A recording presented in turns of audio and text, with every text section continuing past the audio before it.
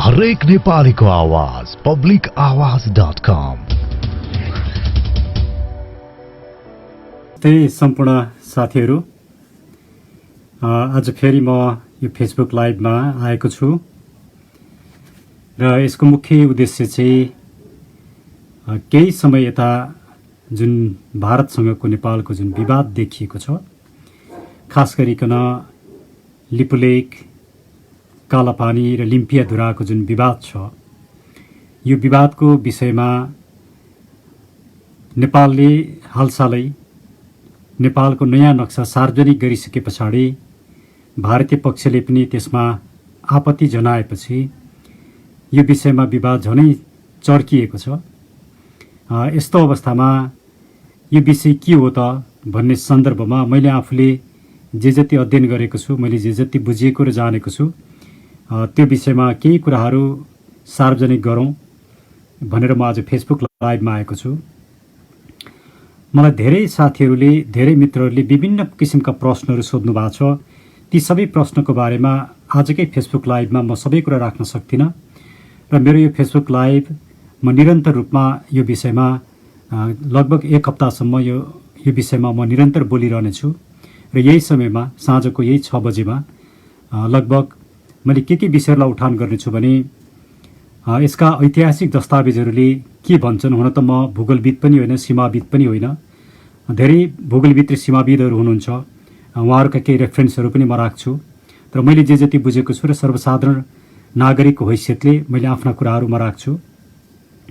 त्यस पछाडि अहिलेको समस्या के हो, अहिलेको विवाद के हो र यसको समाधान कसरी गर्न सकिन्छ भन्ने विषयमा धेरै प्रश्नहरू धेरै मित्रहरूले राख्नु भएको छ। म त्यो विषयमा पनि केही कुराहरू राख्छु। र अर्को एउटा इन्ट्रेस्टिङ विषय के आइरहेछ भने, होइन भारतसँग त धेरै ठुलो सैन्य शक्ति छ, 14-15 लाखको सैन्य शक्ति छ, नेपालसँग सैन्य शक्ति नै छैन, नेपालले कसरी भारतसँग यो विषयमा यत्रो ठुलो विवादमा नेपालले आफ्नो भूमि लिन सक्ला त भन्ने प्रश्न पनि आएका छन्। अर्को, यो भूमि खास गरिकन कालापानी र लिपुलेक भारतको लागि एकदमै स्ट्राटेजिक महत्त्वको भएको र अहिले पनि केही विशेषज्ञहरूका भनाइअनुसार त्यो क्षेत्रमा भारतका लगभग खास गरिकन लिपुलेक क्षेत्रमा 3000 देखि 4000सम्म भारतीय सेनाहरू अहिले पनि रहेको र यति धेरै महत्त्व भारतले दिइरहेको विषयमा कसरी सम्भव होला त नेपालले फिर्ता लिन भन्ने विषयहरू आएका छन्।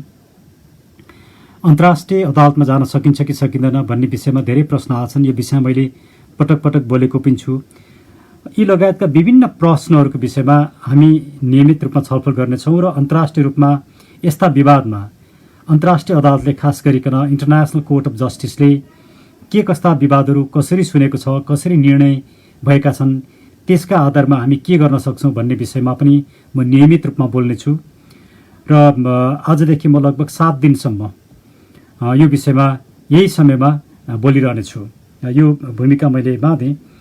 अब सबभन्दा पहिला चाहिँ नेपाल भारतको जुन अहिलेको सीमाको विवाद छ, यो विवादलाई हेर्दाखेरि चुरो कुरो कहाँनिर देखिन्छ भने भारतीय पक्षले पनि काली नदीलाई स्वीकार गरेको छ, नेपाली पक्षले पनि काली नदीलाई स्वीकार गरेको छ। तर काली नदी चाहिँ कुन हो त? भारतले भने जस्तो काली नदी हो कि या नेपालले भने जस्तो काली नदी हो? अर्थात् काली नदीको उद्गम स्थल कुन हो? अहिले काली नदीको विषयमा 3टा कुराहरू आइराखेका छन्।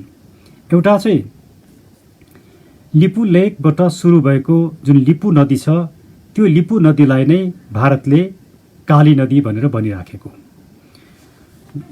र अर्को चाहिँ कालापानीको क्षेत्रमा एउटा सानो आर्टिफिसियल पोखरी बनाइएको छ र त्यो पोखरीबाट नै आएको नदीलाई काली नदी भनेर भारतले भनेको दोस्रो अवस्था। र तेस्रो अवस्था चाहिँ लिम्पियाधुरा नै काली नदीको स्रोत हो भनेर भनिएको तेस्रो अवस्था।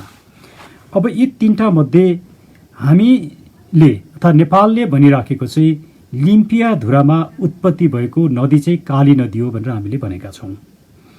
अब यदि हामीले यो विषयमा काली नदी चाहिँ यो हो, काली नदीको स्रोत यो हो भन्ने कुरा स्थापित गर्न सक्यौँ भने के त भारतले त्यो भूमि हामीलाई देला त भन्ने जस्ता प्रश्नहरू पनि आएका छन्। म सबभन्दा पहिला यो जुन हाम्रो यो ठाउँ छ, खास गरिकन लिम्पियाधुरा, लिपुलेक र कालापानी जुन ठाउँ छ, यसको अवस्था कस्तो छ भने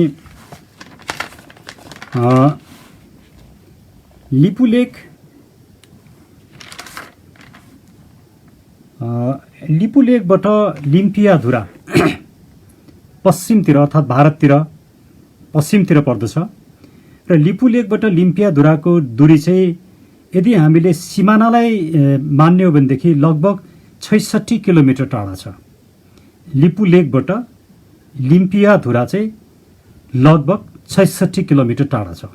तर सिधा डिस्टेन्स मैले यो विषयका विशेषज्ञ हाम्रो जगत भुषाल सरसँग मैले कुराकानी गरे अनुसार त्यसमा आधारित छ मेरो तथ्य। यदि हामीले सिधा डिस्टेन्सलाई लिने हो भनेदेखि 53 किलोमिटर टाढा छ लिम्पियाधुराबाट नन्दादेवी। लिम्पियाधुराबाट अझै साउथतिर, अझै तलतिर चाहिँ कालापानी पर्दछ। अब यो अवस्थाले हेर्दाखेरि यदि हामीले अहिले त भारतले त लिपुलेकभन्दा पनि अझै भित्रै नेपालको सिमाना भनिरहेछ, त्यो स्थितिलाई हेर्दाखेरि त 66 किलोमिटरभन्दा पनि भित्र भारतले भनेअनुसार हाम्रो भूभाग जान्छ। त यो अवस्थामा सबभन्दा पहिला म यहाँहरूलाई के निवेदन गर्छु भने के हो त कालापानी अथवा यो काली नदी कहाँबाट सुरु हुन्छ त, काली नदीको स्रोत कहाँ हो भन्ने विषयमा।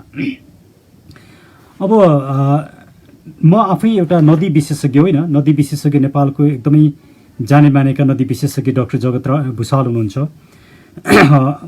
मैले उहाँसँग पनि कुराकानी गरेको छु र उहाँले धेरै अन्तर्वार्तामा पनि बोल्नु भएको छ।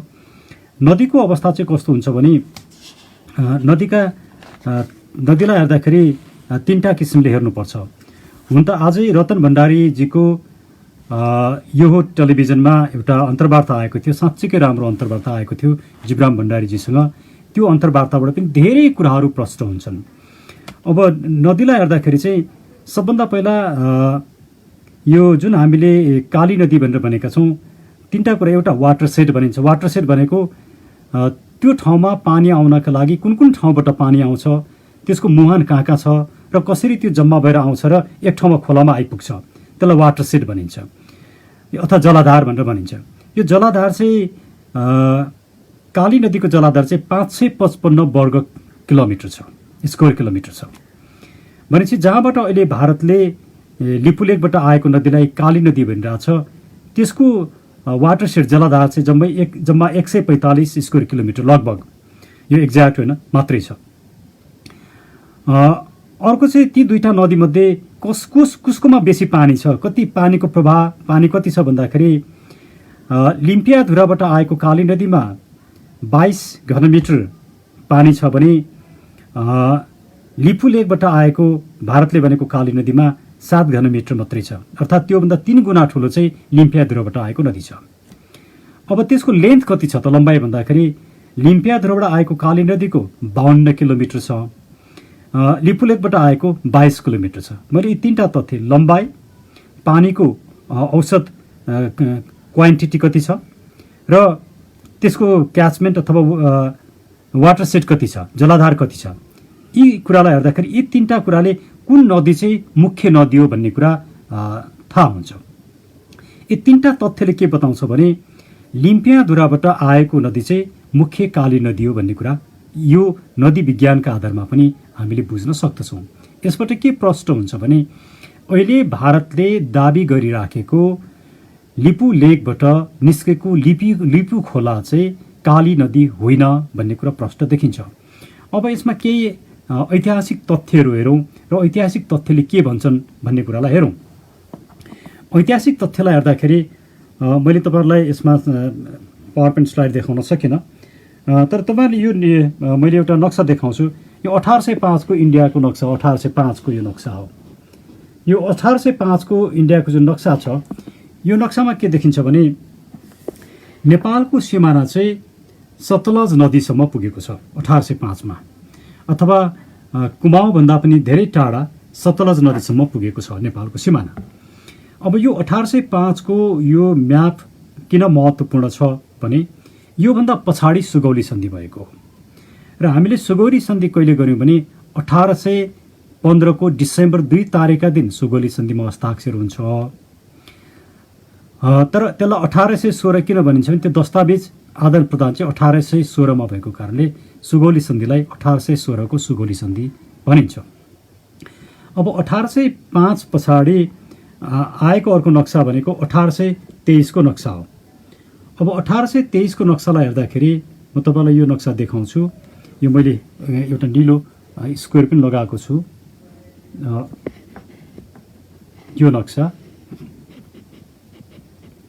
यसभित्र के लेखेको छ भने यो नेपालको अन्तिम सिमाना हो र यो सिमानामा चाहिँ काली नदी भनेर स्पष्ट रूपमा काली नदी लेखिएको छ। भने सँगसँगै के पनि लेखिएको छ भन्दाखेरि त्यसको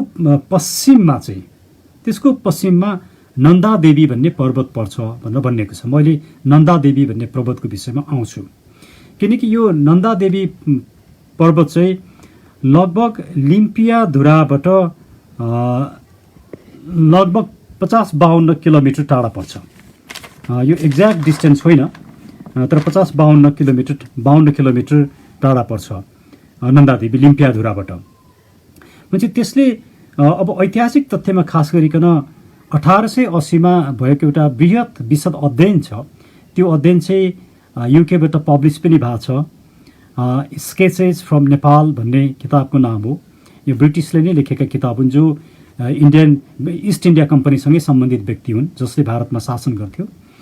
र त्यो किताबमा के कुरा स्पष्ट रूपमा लेखिएको छ भने नन्दागिरीको पूर्वपट्टि नेपाल पर्छ र नन्दागिरीको पूर्वपट्टिका पहाडहरूबाट नदी बग्छ र त्यो नदी चाहिँ काली नदी हो र त्यो काली नदी चाहिँ नेपालको सीमा नदी हो, भारत र नेपालको सीमा नदी हो भनेर भनिएको छ। यो पुस्तक जुन रिसर्च गरेर लेखियो, अहिले भारत र नेपालको बीचमा विवाद होला, सीमा विवाद होला भनेर लेखिएको पुस्तक होइन।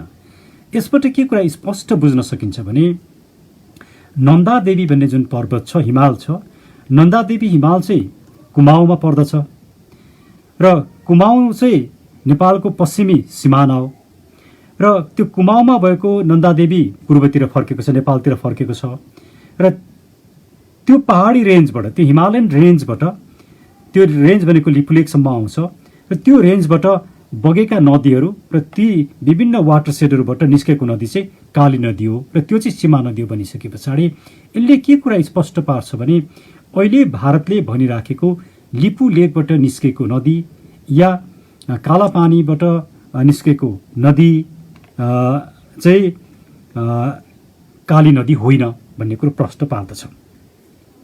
अब सँगसँगै अर्को तथ्य के पनि छ भन्दाखेरि भारतले त्यस पछाडि निकालेका इस्ट इन्डिया कम्पनीले निकालेका नक्साहरूलाई नै हेर्ने भने पनि जहाँ अहिले बुद्धिनारायण श्रेष्ठले ती म्यापहरू बाहिर ल्याउनु भएको छ, विभिन्न पत्रिकामा आएका छन्।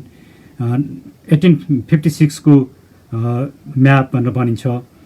यसलाई हेर्दाखेरि पनि लिम्पियाधुराबाट नै काली नदी आएको कुरा स्पष्ट रूपमा देखिन्छ। सँगसँगै अब त्यस पछाडि म दुईटा नक्साहरू म यहाँहरूलाई देखाउँछु। एउटा यो नक्सा चाहिँ भारत स्वतन्त्र भइसके पछाडि सन् 1950 मा प्रकाशित गरेको नक्सा हो। यो नक्सामा के लेखिएको छ भन्दाखेरि नन्दादेवी पर्वत, त्यो कालो मैले जुन हरियो लगाएको छु, त्यो हरियो लगाएको सँगैको जुन कालो देखिन्छ त्यो नन्दादेवी पर्वत हो र यो नन्दादेवीबाट नै र नेपालको नक्सा देखिँदाखेरि यो कालो जुन नन्दादेवीसम्म नेपालको सिमाना, त्यो कालो डट नन्दादेवीसम्म गएको छ। यसले पनि के देखाउँछ भने जहाँबाट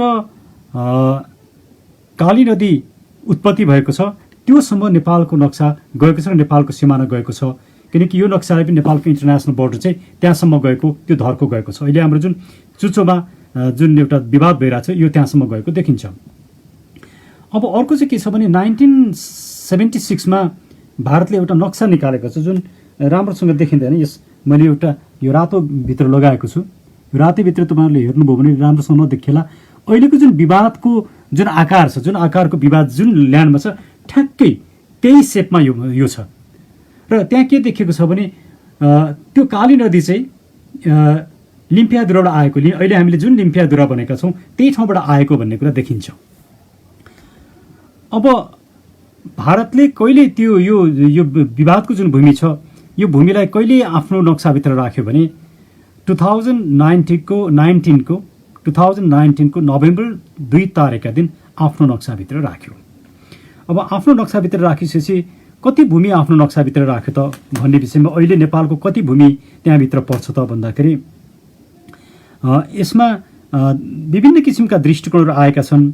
अब एउटा चाहिँ कस्तो छ भन्दाखेरि भारतले अहिले जुन नदी देखाइरहेछ लिपु खोलालाई काली नदी मानिरहेछ, यदि त्यसबाट पश्चिमलाई मात्रै भन्ने हो भने 335 स्क्वायर किलोमिटर वर्ग किलोमिटर भन्ने छ लगभग। भने अहिले अर्को भारतले जुन कालापानीबाट आएको नदी र जुन सिमाना अहिले अर्को नयाँ सिमाना देखाइराखेको छ जुन नेपालको भूभागभित्रै आउँछ, त्यसलाई मान्ने हो भनेदेखि लगभग 385 स्क्वायर किलोमिटर चाहिँ विवादास्पद भूमि हो भन्ने कुरा देखिन्छ। अब यो 385 स्क्वायर किलोमिटर विवादको भूमिलाई अब कसरी समाधान गर्ने त, यो साँच्चीकै नेपालले फिर्ता ल्याउन सक्छ कि सक्दैन त भन्ने विषयमा मैले अहिले यहाँहरूलाई म सीमाविद नभए पनि म यो भूगर्भशास्त्री नभए पनि एउटा सामान्य नागरिक हैसियतले मैले नक्सामा जे कुरा देखेँ, खास गरिकन 1805 को नक्सा, 1823 को नक्सा, 1856 को नक्सा, त्यस पछाडि आइसके पछाडि 1950 को भारत सरकारले आफै जारी गरेको नक्सा र 1976 को नक्सा, यी नक्साहरूलाई हेर्दाखेरि त्यो भूमि चाहिँ नेपालको हो भन्ने कुरा देखिन्छ एउटा। दोस्रो, काली नदी जहाँबाट उत्पत्ति भएको छ, काली नदीको उत्पत्तिलाई हामीले सीमा मान्दाखेरि त्यो समस्याको समाधान हुन्छ। दोस्रो, र काली नदी चाहिँ 3टा कारणले, अघि पनि मैले भने वाटर सेटको कारणले गर्दाखेरि, त्यहाँ पानीको मात्राको कारणले गर्दाखेरि र लम्बाइको कारणले, यी 3टा ग्रहणमा पनि काली नदी चाहिँ लिम्पियाधुराबाट आएको भन्ने कुरा देखिन्छ। तेस्रो र चौथो, मैले 1880 को जुन एउटा ऐतिहासिक दस्तावेजको कुरा गरेँ, रिसर्चको कुरा गरेँ, त्यो रिसर्चलाई हेर्दाखेरि पनि काली नदी चाहिँ लिम्पियाधुराबाट आएको हो भन्ने कुरा देखिन्छ। तर यी सम्पूर्ण दस्तावेजमा लिम्पियाधुरा भन्ने नाम किटान भएको छैन। त्यसरी अहिले एउटा विवादको समस्या त्यहाँनिर छ। आज रतनजीको इन्टरभ्यूमा पनि त्यो कुरा आएको छ। लिम्पियाधुरा भन्ने किटान भइदिएको भए सजिलो हुन्थ्यो, तर लिम्पियाधुरा भन्ने किटान नभए तापनि के देखिन्छ भने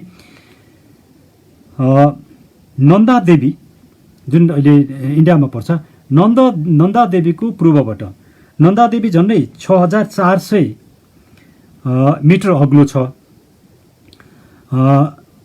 लिम्पियाधुरा 6000 मिटर अग्लो छ लगभग, र लिपु भन्ज्याङ चाहिँ यो लिपु पास होइन, लिपु भन्ज्याङ त्योभन्दा माथि चाहिँ 5100 मिटर अग्लो छ।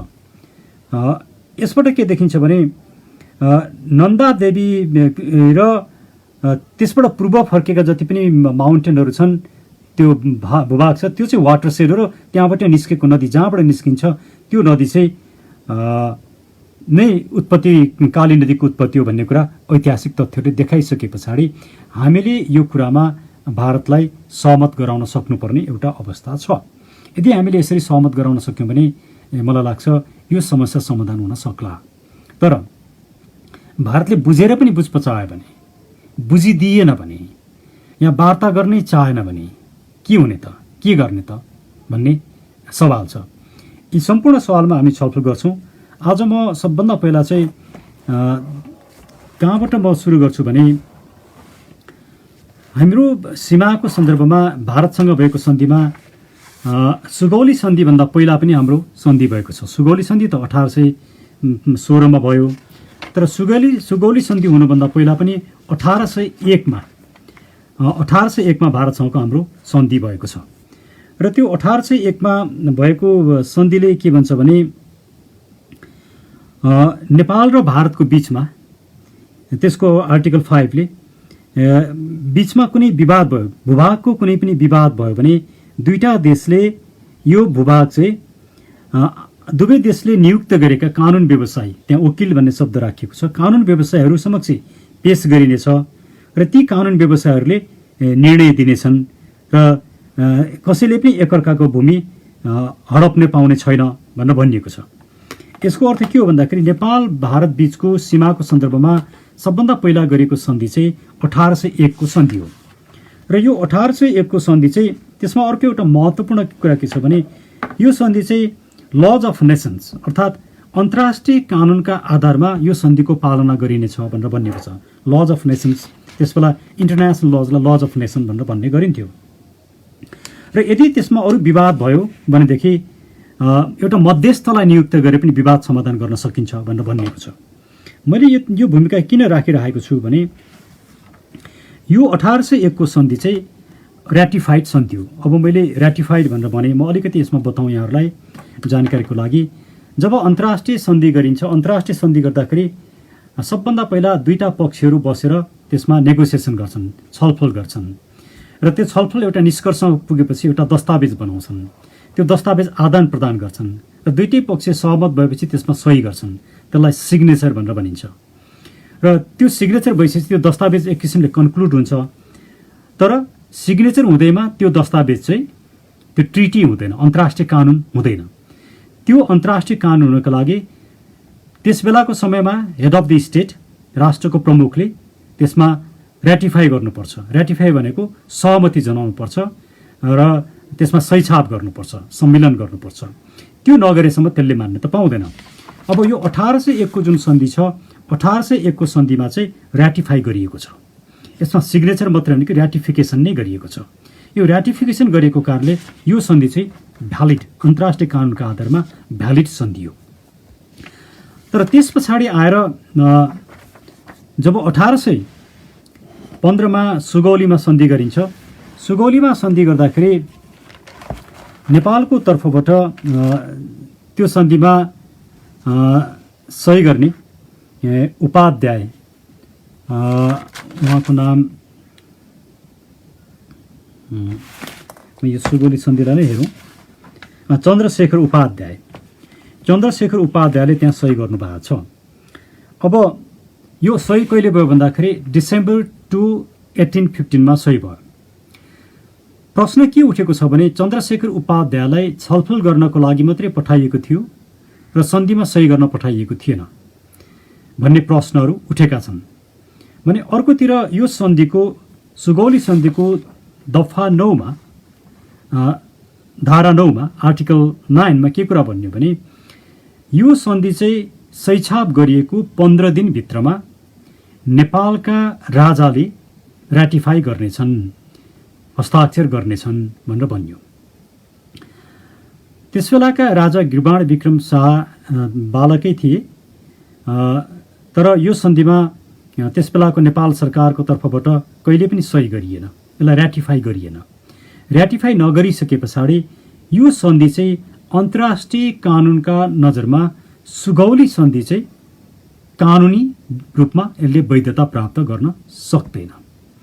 अब यो सन्धि डिसेम्बर 2, 1815 मा सहीछाप भए पनि यो सन्धि 15 दिनभित्र ऱ्याटिफाई भएन र ऱ्याटिफाई नभइसके पछाडि यो सन्धिको दस्तावेज चाहिँ फेरि तिनी चन्द्रशेखर उपाध्यायले भारत सरकारलाई बुझाएका छन्। तर उनले बुझाउँदैमा यसले वैधता प्राप्त गर्दैन।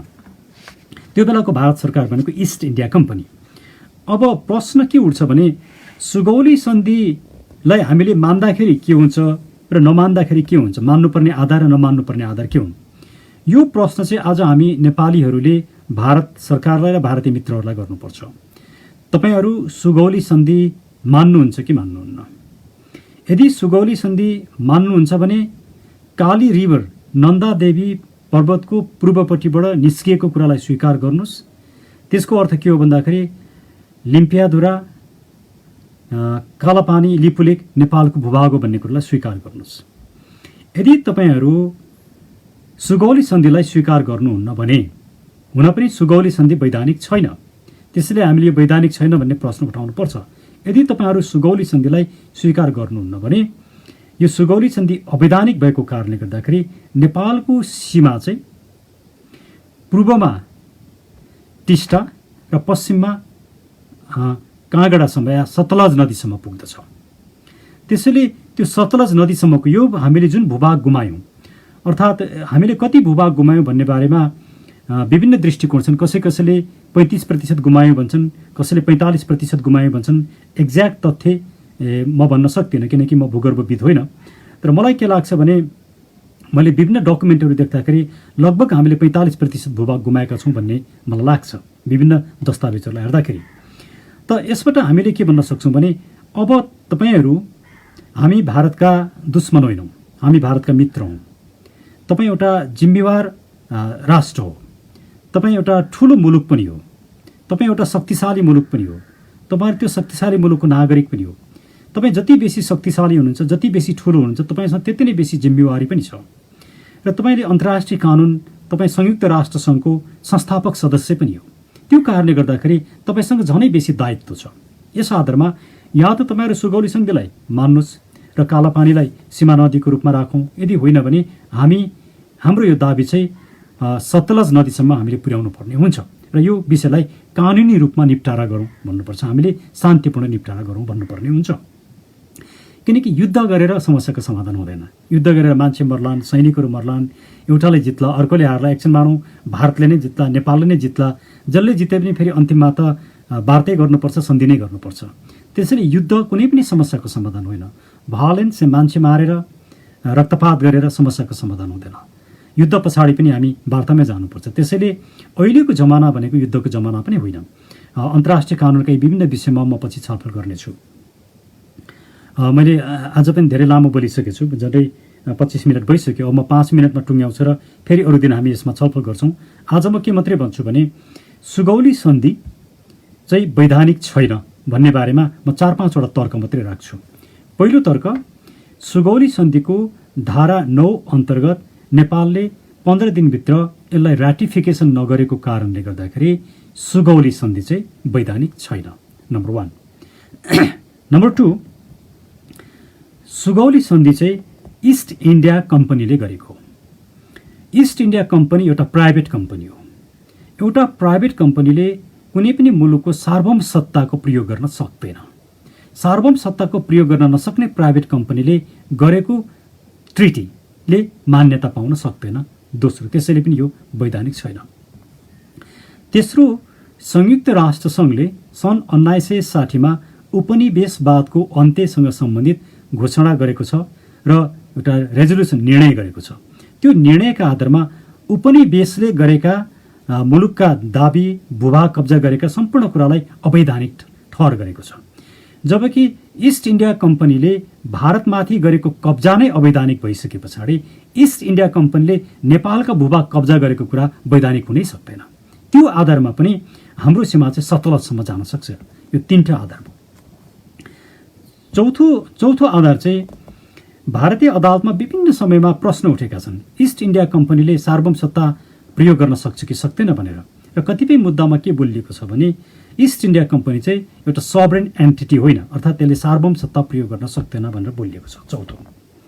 र 5औं चाहिँ 1950 को भारतसँग भएको शान्ति सम्झौताको धारा 8 ले यसभन्दा अगाडि गरेका यस किसिमका सन्धिहरू, शान्तिसँग सम्बन्धित, सुगौली सन्धि पनि शान्तिसँगै सम्बन्धित सन्धि हो, लाई खारेज गरेको अवस्था छ। त्यसले गर्दाखेरि यी 4-5 वटा आधारमा सुगौली सन्धि चाहिँ वैधानिक छैन। तर प्रश्न उठ्न सक्छ, 1860 जङ्गबहादुरले नेपालका गुमेका केही भूभागहरू फिर्ता ल्याउने क्रममा जुन सन्धि गरे, त्यो सन्धि त सुगौली सन्धिकै भाग हो नि भन्ने पनि प्रश्न उठाएका छन्। यसमा हामी स्पष्ट हुनुपर्छ, त्यो सुगौली सन्धिको भाग होइन। त्यसले सुगौली सन्धिलाई वैधानिकता दिएको छैन र त्यो सन्धि छुट्टै सन्धि हो र त्यो सन्धि पनि फेरि एज अ ट्रिटीको रूपमा छुट्टै रूपमा ऱ्याटिफाई गरिएको छ। अब प्रश्न यहाँनिर के छ भने सुगौली सन्धि भइसके पछाडि त्यसको 1 वर्ष पछाडि भारत सरकारले 8 डिसेम्बर 1816 नेपाललाई पत्र लेख्छ र त्यो पत्र लेखेर के भन्छ भने एउटा मेमोरेन्डम लेख्छ, सुगौली सन्धिलाई मानौँ तर यसले नेपालका राजालाई बहुत एउटा अप्ठ्यारो अवस्था परेको छ, नेपालको राजा खुसी पनि छैनन्, त्यो भएको कारणले हामी केही भूभागहरू फिर्ता पनि दिन्छौँ र सीमा यकिन गर्नका लागि सर्वे गरौँ र त्यो सर्वे गरिसकेपछि सीमा कायम गरौँ भनेर पत्र लेखिन्छ। तर नेपालका राजाले त्यो जवाफ दिने क्रममा त्यसको 3 दिन पछाडि जवाफ दिन्छन् र जवाफ दिँदा के भन्छन् भने हामी सुगौली सन्धिका धाराहरू हाम्रो हितमा नभएको कारणले गर्दाखेरि त्यसले हामीलाई ठुलो असर परेको छ, यो कुरा तपाईँहरूले बुझ्नुहोस् भनेर ठाडै अस्वीकार गरेको अवस्था छ। यसले पनि के देखाउँछ भने सुगौली सन्धि नेपालले कहिल्यै स्वीकार गरेन भन्ने कुरो यसले पनि देखाउँछ। अब प्रश्न आउँछ कि 1860 को सन्धिले जङ्गबहादुरले नयाँ भूभाग ल्याएको कारणले त फेरि हाम्रो नयाँ भूभाग जालान् नि भन्ने कुरा हुन्छ, जाँदैन। किनभने 1816 को 1815 को सुगौली सन्धि नै मान्यता प्राप्त नगरिसके पछाडि हाम्रो भूभाग त ज्यादै ठुलो हुन्छ, त्यसले हाम्रो त्यो नयाँ भूभाग जाने भन्ने कुरा आउँदैन। फेरि 1860 को हाम्रो सन्धिमा पनि स्पष्ट रूपमा के भनिएको छ भने यो सुगौली सन्धि चाहिँ को विषयमा यो ऱ्याटिफाइड हो भनेर भनिएको छैन, यो कन्क्लुड मात्रै भन्ने शब्द राखिएको छ। कन्क्लुड भनेको अर्थ के हो भन्दाखेरि यो शैक्षा भयो तर यसलाई वैधानिक रूपमा ऱ्याटिफाई गरिएको भन्ने कुरा कहीँ पनि भनिएको छैन। र यहाँ आएर यहाँ एउटा यहाँ पनि के कुरा छ भन्दाखेरि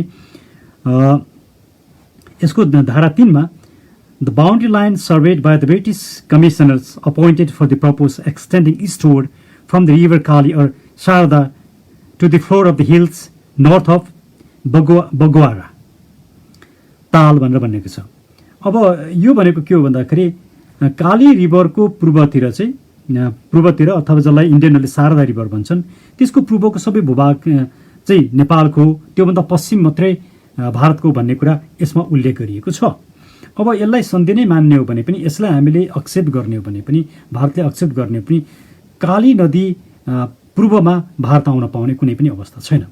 मैले आज 30 मिनट भयो, आज म यति मात्रै छलफल गर्छु र भोलि फेरि म यही समयमा तपाईँहरूको अरू प्रश्नहरू पनि म हेर्छु र थुप्रै प्रश्नहरू आएका छन् र म निरन्तर 7 दिनसम्म यो विषयमा आधी घन्टाका दरले म छलफल गर्नेछु। र मलाई कतिपय साथीहरूले यो विषयमा अङ्ग्रेजीमा पनि बोलिदिनुहोस् भनेर भन्नुभएको छ। पहिला म नेपालीमा बोल्छु, म नेपाली नागरिकहरूको लागि यो विषयमा मैले थाहा पाएको कुरो जानकारी राख्छु। त्यस पछाडि इन्टरनेसनल कम्युनिटीको लागि म यो विषयमा फेरि अङ्ग्रेजीमा पनि बोल्नेछु। र म आजलाई यहाँहरू सबैलाई यतिमै आजको फेसबुक लाइभ बन्द गरौँ र तपाईँहरू आइदिनु भएकोमा धेरै धेरै धन्यवाद र भोलि पनि आइदिनु होला भन्ने विषयमा म अनुरोध गर्दछु। धन्यवाद साथीहरू।